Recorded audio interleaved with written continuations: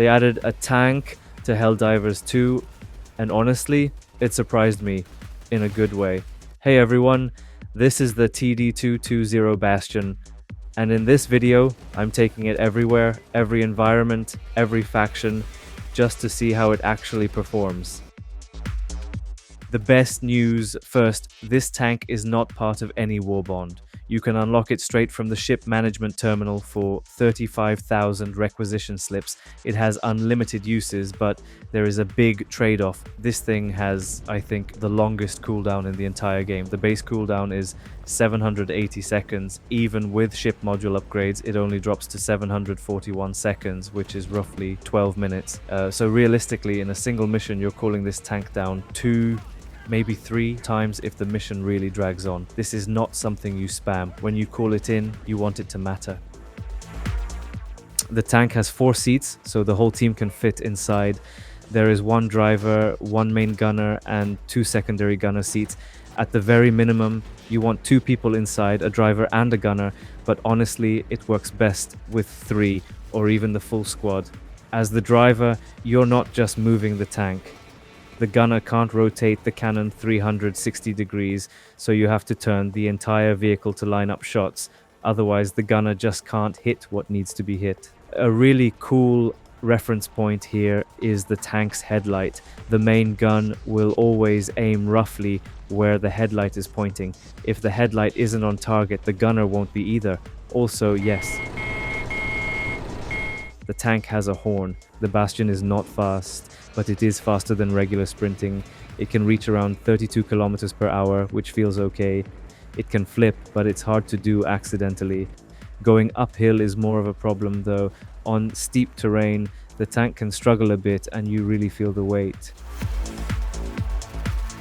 The tank has medium armor and a lot of health. This is especially useful against automatons, since the small units only have light armor penetration, so they can't hurt it. One more thing is that you can drive through small enemies with the vehicle. I found this really useful against Terminids. The smaller enemies die instantly. The main gunner controls all of the tank's firepower. You get 2 weapons. First, the 120mm main cannon. It carries 30 shells, it's anti-tank level 8, and it deals a lot of damage. This thing can one-shot almost everything in the game if you hit the right spot. One important thing though, after every shot you have to press reload, it's not automatic. The reload takes about 5 seconds, so you can't just spam shots back to back. The second weapon is an HMG. It comes loaded with 2,000 rounds and there's no cooldown here. Between the cannon and the HMG, ammo is honestly not a problem for this tank. Just like I mentioned earlier, the cannon does not rotate 360 degrees, so the driver and the main gunner really need to work together to line up shots properly. From the main gunner seat, you can also switch into the 2 side gunner positions.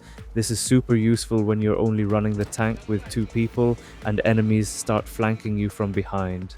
Also, and this is important, there's currently a bug where if you bring an artillery shell or any carryable mission item into the tank, it instantly refills the tank's ammo.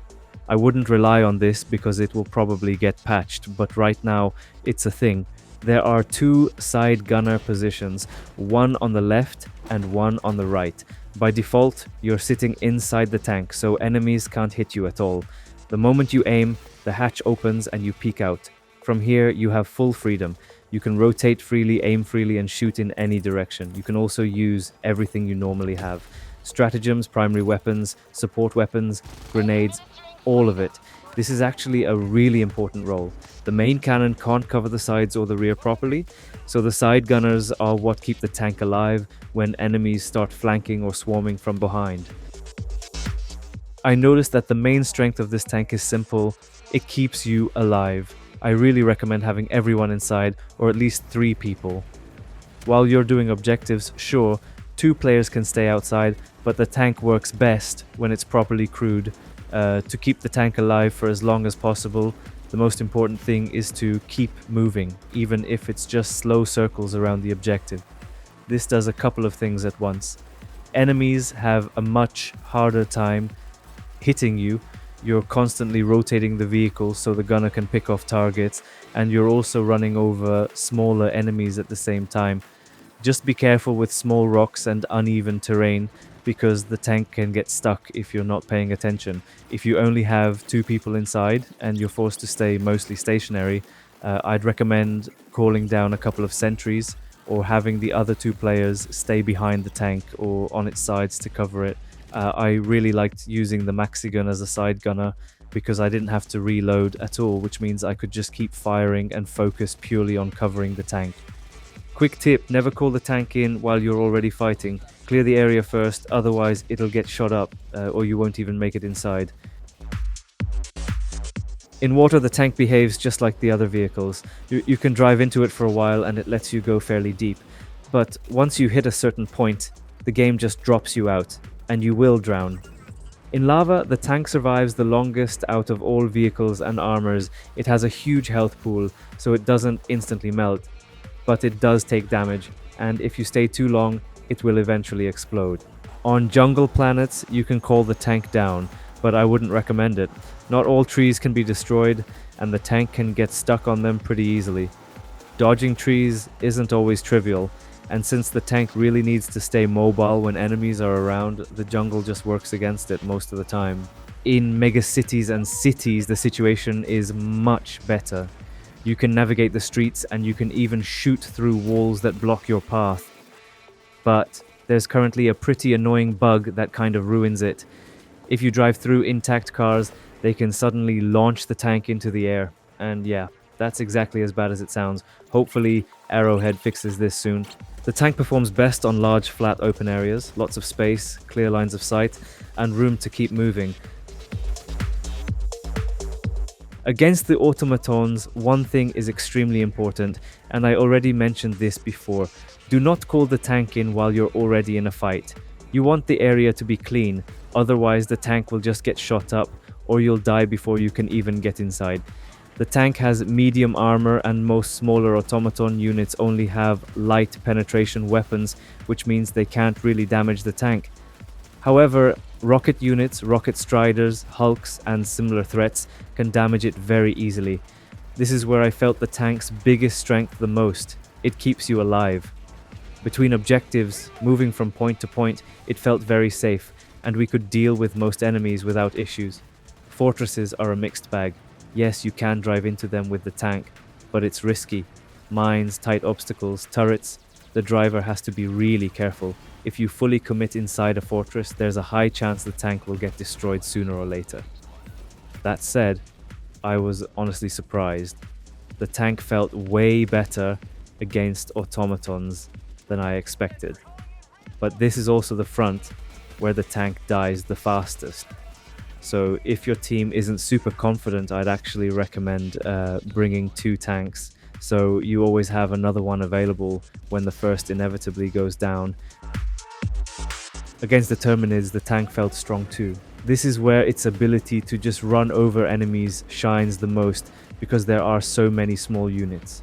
During objectives, especially when we were circling around with the tank, it was extremely effective at clearing space and keeping the team safe. That said, just like before, the tank should never stay stationary. Chargers and Bile Titans can still destroy it very quickly if you let them get free hits. Another thing to watch out for here is friendly fire. Against Terminids, teams often run napalm barrages, and if that hits the tank, it's not going to last long. Watching your back is important too, but most of the flanking enemies are smaller bugs, which usually means you can just run them over without much effort. Mega nests felt easier to deal with than automaton fortresses. You still have to be careful not to get stuck, but the tank absolutely shreds enemies there, and the main cannon can close regular bug holes and the big ones. Also, many Terminid maps aren't city maps, and as long as it's not a jungle planet, that's a big advantage for the tank, since the terrain is usually flat and open. Against the Illuminate, on open ground, it feels strong and reliable. The outer areas of Illuminate maps are usually more open, and that's where the tank is good. You have room to move, rotate, and let the gunner do their job properly. Inside the city, it's still usable, but you have to be careful. There's the bug that I mentioned before where driving over intact cars can randomly launch the tank into the air, which makes city fighting a lot more dangerous than it should be. You can navigate the streets and even shoot through walls to open paths, but the cars are the biggest risk right now. One thing that stood out on this front is how important the side gunners are. Illuminate enemies flank a lot, especially flesh mobs, and flying overseers can end up too high or at bad angles for the main cannon to deal with quickly. Having side gunners watching the sides and rear makes a huge difference here. Movement is again key. Harvesters can absolutely destroy the tank if you stay in their laser beams for too long, so you really want to keep repositioning and break line of sight whenever possible. One small note: for some reason, Illuminate ships usually take 2 main cannon shots to destroy. Aiming at the doors seems to be the most reliable way to deal with them. Overall though, even with the city-related issues, I didn't really have major problems using the tank against the Illuminate. As long as you respect the environment and keep moving, it holds up surprisingly well. The tank is exactly as strong as it needs to be, and it surprised me in a good way. With Arrowhead, I half expected the tank to release and then explode after 2 rockets, but this thing actually landed right where it should be. It's strong, but it's not overpowered. It only becomes really strong if you use it well. It's easy to pick up, but it definitely takes skill to use it effectively.